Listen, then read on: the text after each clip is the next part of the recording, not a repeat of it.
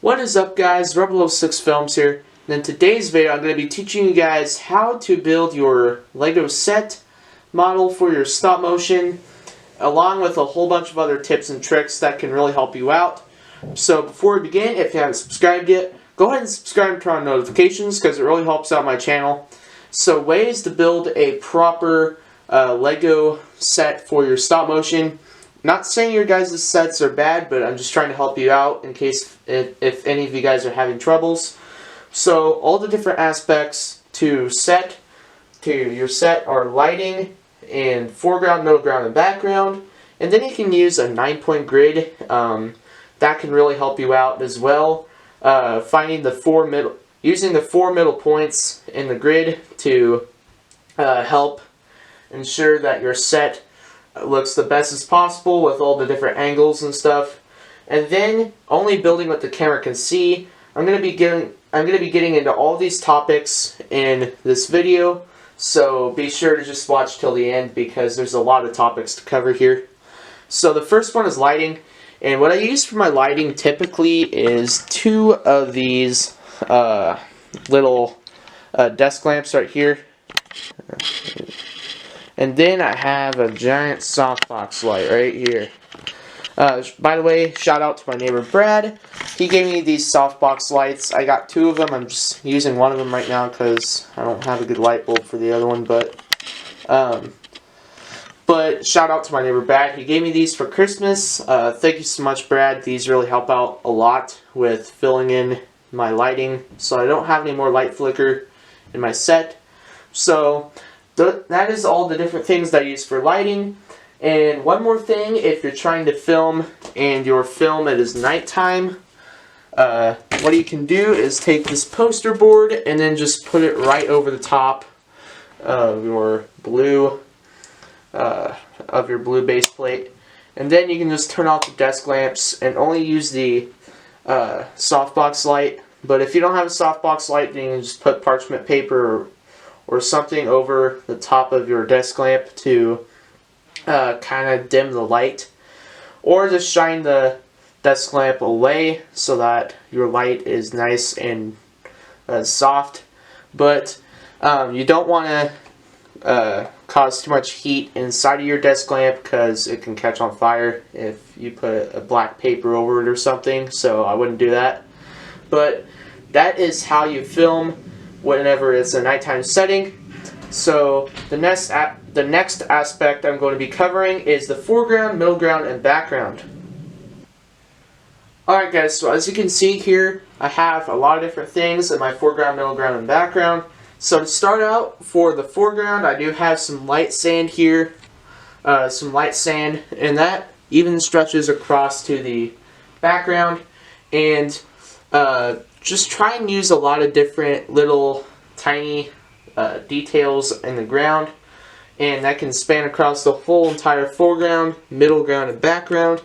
So I would just try, maybe even use some little gray Lego studs or tan ones, sandy color ones, just to try and add in a little bit extra detail. I just use these plates here, but the foreground is basically anything in the front here, like this character that I have here. And the middle ground is where my walker is.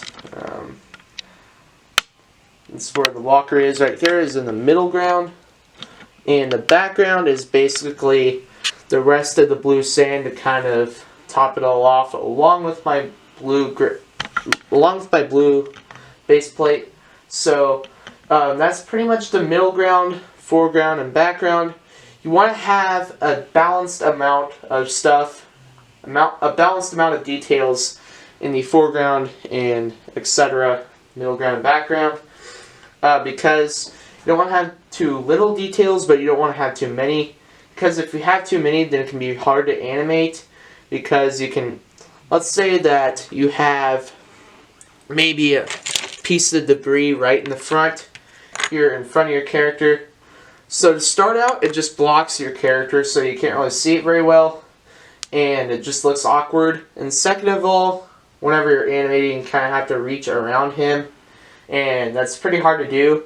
So I would not recommend having too many things in the foreground In the middle ground, if you put too many things there in the middle ground, it can just look too cluttered, and you want to have a balanced amount of stuff in each part of your set. In the background, you definitely you can have some stuff in the background as well if you want to have maybe some people in the background or a building or something, but generally the background will be kind of out of focus.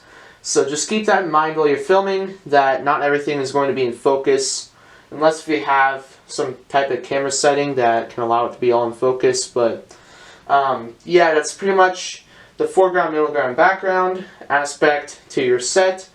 Now let's move on to using a grid.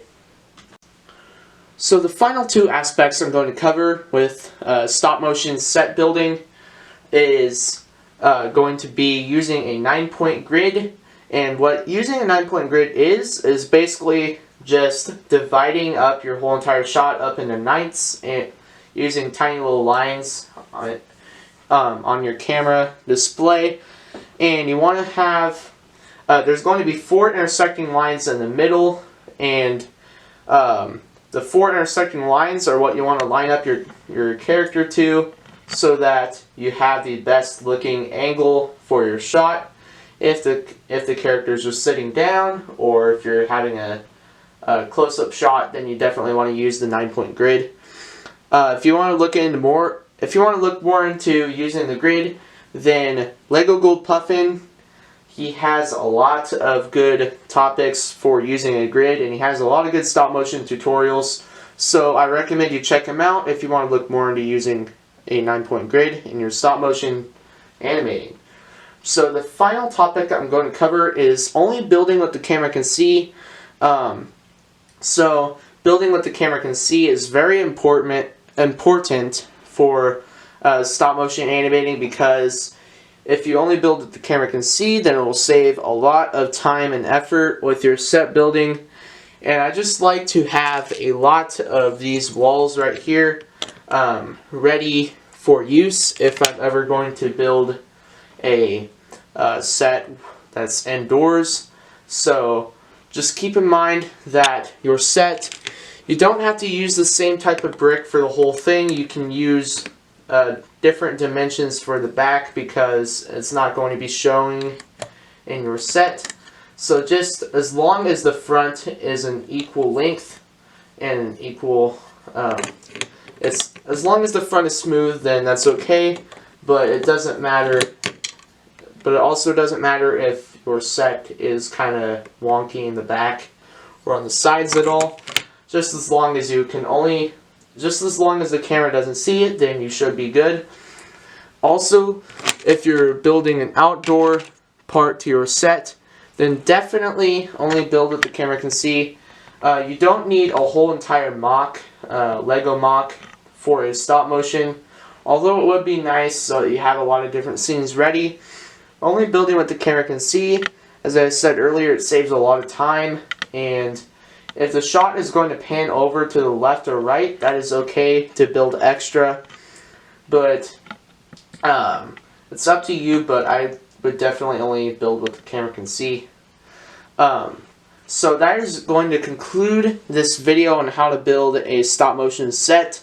If you enjoyed this video and stuck around till the end, I really do thank you for that. If you stuck around to the end, this video is probably pretty long by now, but but if you haven't subscribed yet, go ahead and subscribe and turn on notifications, because it really helps out my channel. This is Rebel06 Films, over and out. Bye.